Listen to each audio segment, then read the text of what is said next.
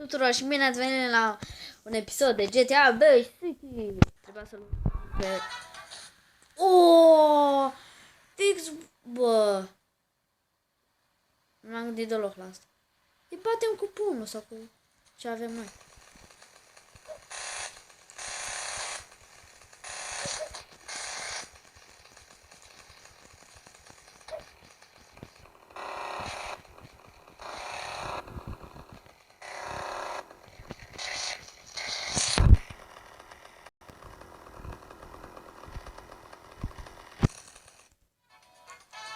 Wow.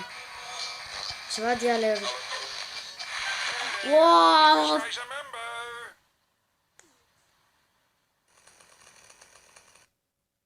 Si. Mai încercăm o dată. Da, cu bătrânul ăsta. Mie mi-a venit o idee. Merg acolo cu mașina.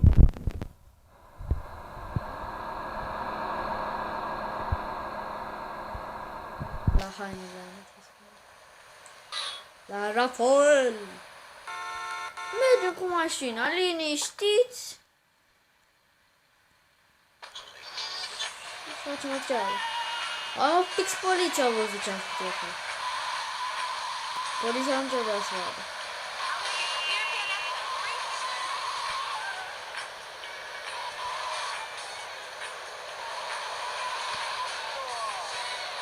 Cam închide-te ușa. Așa mergem la Rafael. Să-i dăm o palmă.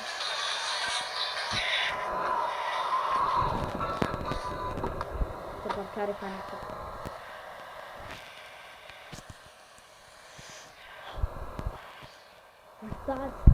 Is this me? Nice ass, baby. I can hear you apologizing, Rick.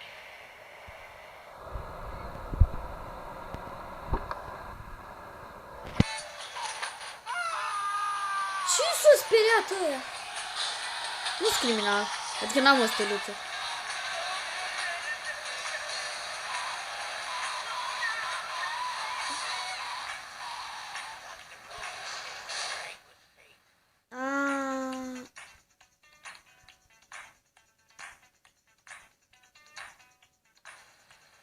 Stai puțin.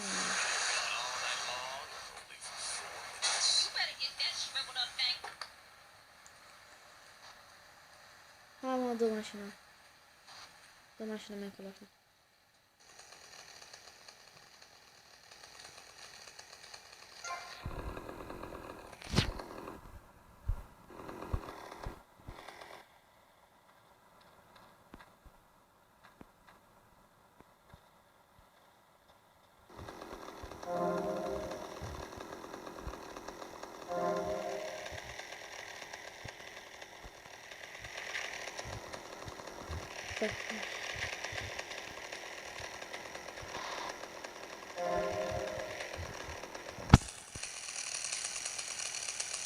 Dar cum să mergem?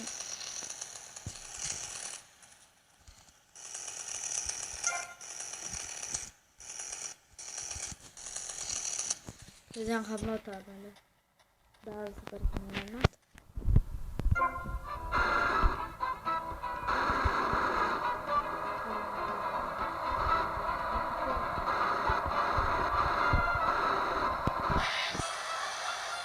Lasă că-l distrug eu repede. Adică că-l omor.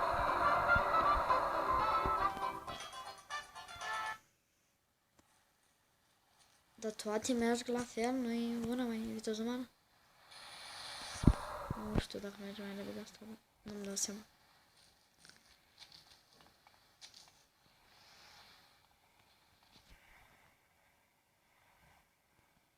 Ia poți încerc și eu. Whoa, wait, whoa. Whoa, wait. Who is this guy? Boys, deal with him. Get him! Kill that psycho! Daddy gave me that.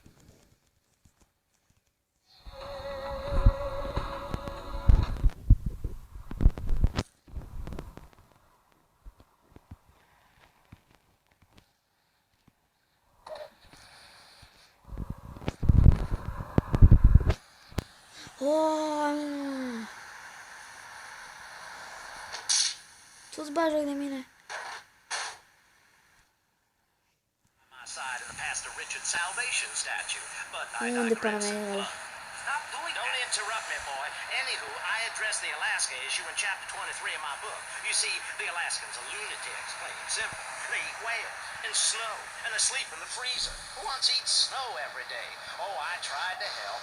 I sent a helicopter with copies of my book, but they burned them in a pile for heat. If the people of Alaska choose to live there, let them. But don't come crying when you're tired of eating penguin and it snows 18 feet a day. I hope you have insurance. It's very important to listen to me, young man. That's what makes the state of Florida great. Rather than helping Oh, people man. where they are, people nationwide abandon their hometowns, come down here and shove their beliefs down everyone else's throats. That's the American way, always has been. We should send some pictures Asta e of Florida to plictisitor. those people in Alaska. I tell you, they throw down that bear pelt, saddle up the sled dogs, and get pulled all the way to Vice City. And I should know, I'm from Mars. No, you're not. Mars, Alabama. I founded 3 colleges there.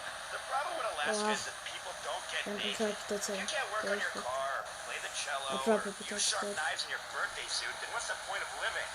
Well, it is a big goal there. People put on clothes when it's cold. We evolved without a warm covering of hands. That's all. We come from the Săracul great poate să mă radio păcălească. Clothes are a habit, like shaving and taking out the trash. As soon as you stop, you realize what a prisoner you were to society and a twisted state of morality. People think that nudists are immoral. Well, we're not. I'm married. Era mai I fain love dacă my amândoi wife. aveam o In our mașină mai commune, it's so wonderful to wake up in a Nu big să bed avem and go to căcațurile breakfast astea. clothed in nothing but a smile. What kind of people are there in your weirdo commune? Single people, Da, am families, convertit. elderly couples, teachers, politicians, and especially truck drivers. Truck drivers understand what it's like to be by yourself for days on end with nothing but country music on the Mergi pe radio. aici? O, bine. Shifting gears over and over. Truckers realize there's nothing to be ashamed of on the open road. Get naked and beat it on down the line. You've never seen a sense of community and morality like a nudist colony. We Hai, share mă, ia-mă, everything, Feliț. cooking, cleaning, wives, a shared sense of what it's Hai, like to merge be pe a complete social aici. Acum se outcast. dă Oh, jos. wait, right. O, l-are alergat. Îl prind la alergat. Haide! Băi! Ăsta merge cu mașina. Și eu nu. Adică până și eu. Haide, ia-mă odată mașina. Și acum o să trag în el. În prostan ăsta.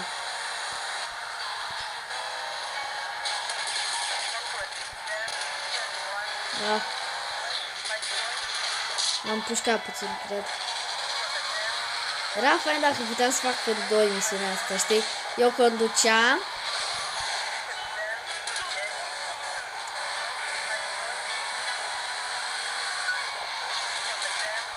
Uuuu, m-a păcălit rău. Las că eu merg pe aici. Poate e o calmă nouă.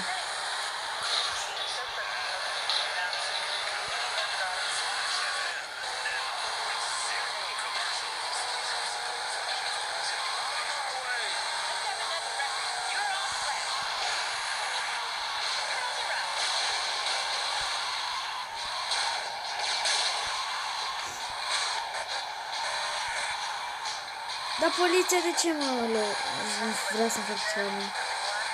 Ba nu vrea să fac.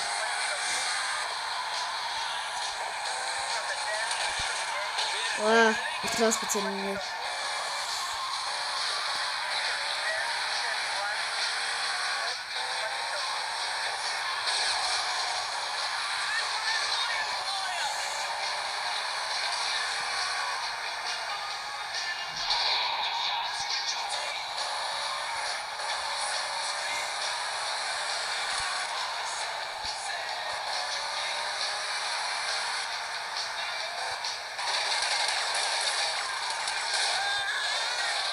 De data asta am făcut ceva bun. Oh, ce mi explodează mie mașina. Oh, i-am dat pană, perfect. Bine, mă. I-a făcut pană, nu i-am dat.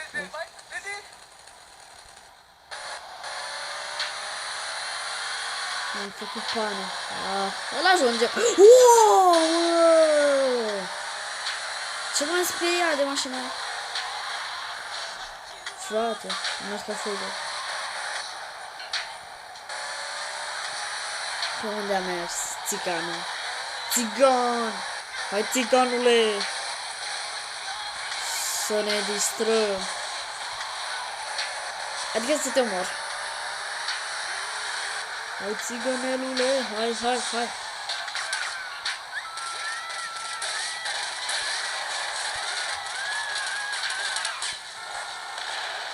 În sfârșit!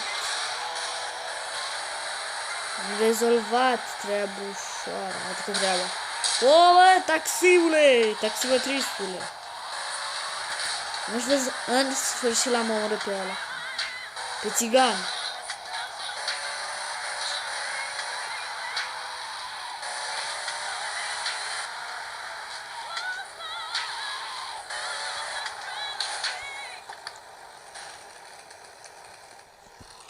Fratele meu. M-am chinuit. Acum facem altă misiune.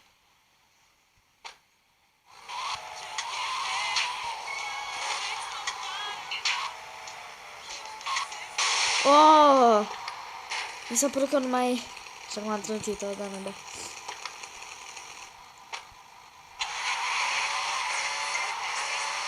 Ne-am chinuit ceva.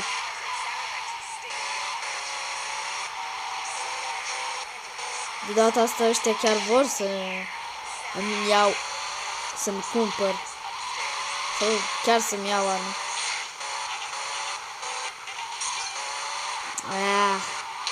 N-am mers pe unde trebuia.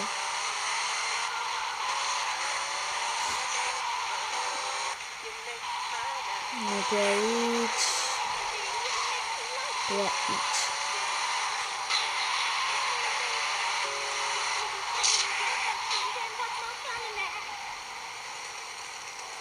Așa. Și eu trebuie să-mi cumpăr arme. Deci.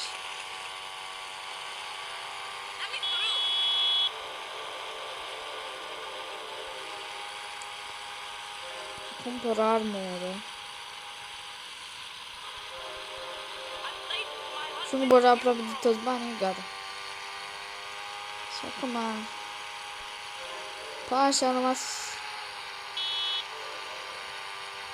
Și acum am sparit. Cam atât a fost pentru acest episod. Vă mulțumesc pentru vizionare. La revedere!